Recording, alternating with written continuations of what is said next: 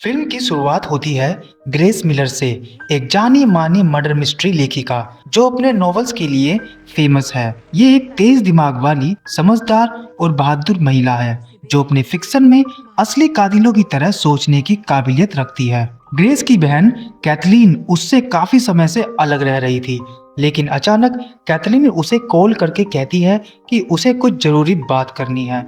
इसलिए ग्रेस अपनी बहन कैथलीन से मिलने तुरंत उसके घर वॉशिंगटन डीसी पहुंच जाती है। ग्रेस की बहन कैथलीन एक डबल लाइफ जी रही है। वो दिन में एक हाई स्कूल टीचर के रूप में और रात में फैंटेसी इनकॉर्पोरेटेड नाम की एक अडल्ट वेबसाइट पर डेजरी नाम से डोमिनेट्रिक्स वेबकैम गर्ल के रूप में काम करती है। कैथरीन अपने अमीर पति जोनाथन ब्रिजवुड से तलाक के बाद एक अकेला जीवन जी रही है और ग्रेस को बताती है कि वो अपने बेटे की कस्टडी लेने के लिए उससे केस लड़ रही है।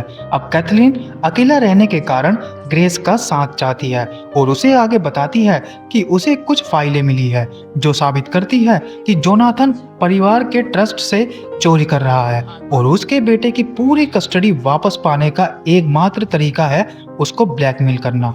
ग्रेस के यहाँ पहुंचने के कुछ ही दिन बाद एक भयानक हादसा होता है। ग्रेस कैथलीन के पड़ोसी डिटेक्टिव एड जेनिंग्स से मिलती है और ये एक दूसरे को पसंद करने लगते हैं, जिसके बाद ये दोनों डेट पर जाने का फैसला करते हैं। डेट के बाद जब ग्रेस घर लौटती है तो वो कैथलीन की लाश को उसके बेडरूम के फर्श पर पड़ा हुआ देखती है। तभी वो वापस दौड़ती है और एड को बुलाती है।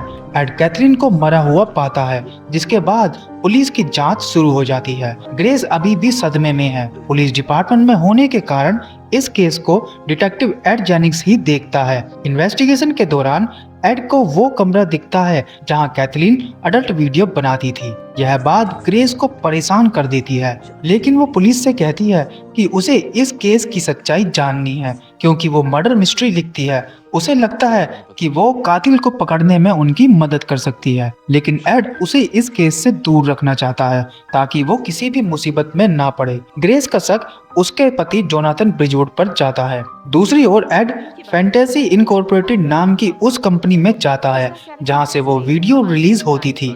आगे उसे पता चलता है कि कैथलीन डेजरी डोमिनिया नाम से अडल्ट वीडियो बनाती थी और उसकी असली पहचान कंपनी में केवल कुछ ही लोगों को पता थी।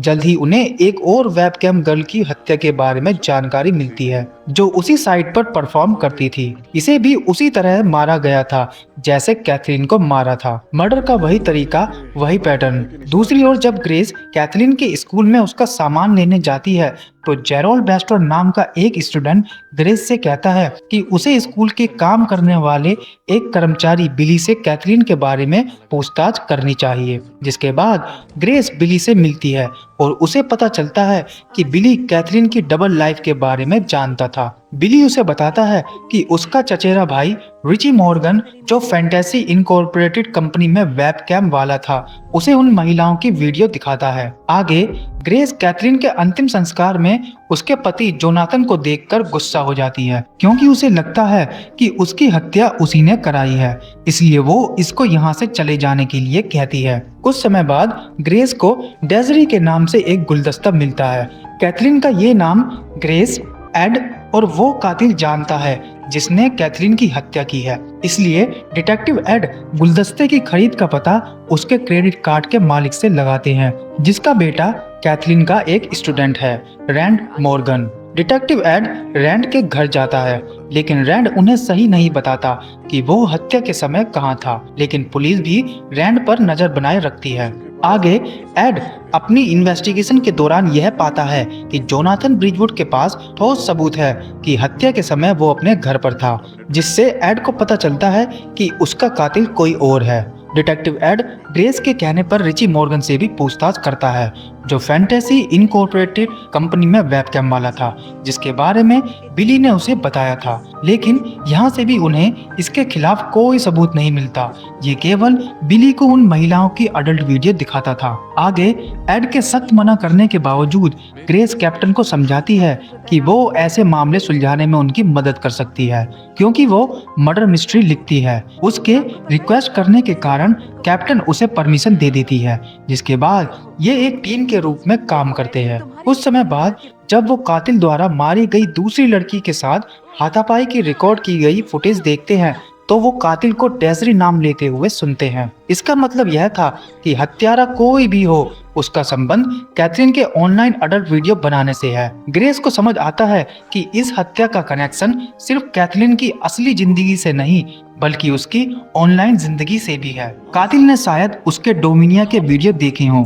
अब यह साफ हो जाता है कि कोई सीरियल किलर है जो उन महिलाओं को एक एक कर मार रहा है। पुलिस और ग्रेस को लगता है कि कातिल सिर्फ कैथरीन को नहीं बल्कि उन सभी महिलाओं को निशाना बना रहा है जो रात को छिपकर अडल्ट वीडियो बनाती है। ग्रेस को शक होता है कि स्कूल का एक स्टूडेंट रैंड इसमें शामिल हो सकता है क्योंकि वो थोड़ा अजीब तरह से बर्ताव करता है। दूसरी तरफ तीसरी वेबकैम गर्ल पर हमला होता है लेकिन वो किसी तरह बच जाती है और कातिल के बारे में बताती है कि वो नौजवान लंबा और उसने एक महंगी घड़ी पहनी थी, जिसके कारण पुलिस रैंड मॉर्गन के घर इन्वेस्टिगेशन करने जाती है जहां उन्हें उसी तरह की घड़ी मिलती है, जिसके बाद पुलिस उसे शक के बिहाफ पर गिरफ्तार कर लेती है। लेकिन ग्रेस को लगता है कि कुछ गड़बड़ है और बिली से बात करने के बाद उसे पता चलता है कि रैंड और रिची दोस्त हैं। ये रिची ही था जिसने रैंड को डेज़ी के बारे में बताया था और रैंड अपने पिता के सामने यह नहीं बताना चाहता था कि हत्या के समय वो रिची के साथ था।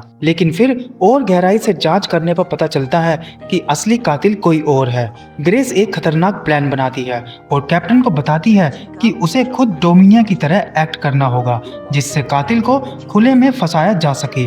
कैप्टन मान जाती है ये एक खतरनाक प्लान है लेकिन ग्रेस तैयार है। ग्रेस फैंटेसी इंक की नई डेजरी बनकर एक नकली वेबकैम शो स्टार्ट करती है उसी स्टाइल में जैसे कैथरीन करती थी ताकि कातिल को फंसाया जा सके। जब सभी लोग हत्यारे को पकड़ने के लिए कैथरीन के घर पर होते हैं तो जासूस एड को एक कॉल आती है। उसे पता चलता है कि रैंड और जेरोल्ड के बीच स्कूल में झगड़ा हो गया था। रैंड उन्हें बताता है कि जेरोल्ड कैथरीन के प्रति झुकाव रखता है और उसे अपनी कैथरीन भी कहता है। जैसे ही उन्हें यह जानकारी मिलती है कैथरीन के घर से पुलिस की टीम चली जाती है क्योंकि वो जेरोल्ड को पकड़ने के लिए उसके घर जाते हैं। दूसरी तरफ ग्रेस वहां अकेली रह जाती है।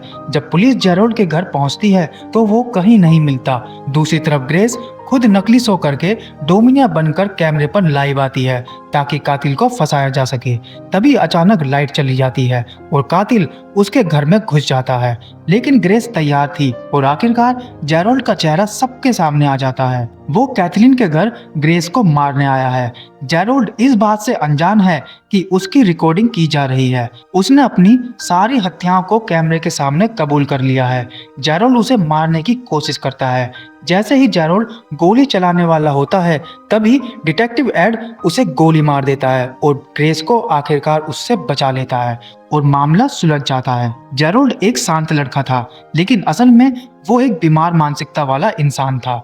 जेरोल्ड को अपनी माँ मार्था कभी पसंद नहीं थी क्योंकि उसकी माँ भी एक ऑनलाइन वेबकैम गर्ल थी। उसके बचपन में उसे शर्म, नफरत, काफी कुछ झेलना पड़ा था। लेकिन वो कैथरीन से प्यार करने लगा क्योंकि वो उससे प्यार से बात करती थी। हालांकि चीजें तब बदल गई जब उसे कैथरीन के अडल्ट वीडियो के किरदार डेजरी के बारे में पता चला। उसे ऐसी महिलाएं पसंद नहीं थी, इसलिए वो एक एक करके उन महिलाओं को मारता है जो ऑनलाइन शो करती है और वो बन गया एक सीरियल किलर। उसने ग्रेस को मारने के बाद अपनी माँ को मारने का भी प्लान बनाया था।